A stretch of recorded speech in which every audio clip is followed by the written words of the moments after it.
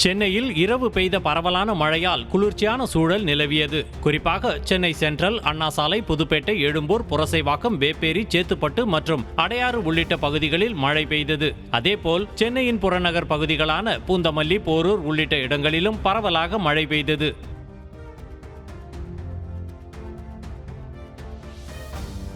தாம்பரம் மற்றும் அதன் சுற்றுவட்டார பகுதிகளிலும் கனமழை வெளுத்து வாங்கியது. தாம்பரம், பல்லாவரம், பழவந்தாங்கல், பம்மல் உள்ளிட்ட பகுதிகளில் கனமழை பெய்த நிலையில் சாலையில் தேங்கிய மழை நீரால் வாகன ஓட்டிகள் கடும் அவதியடைந்தனர்.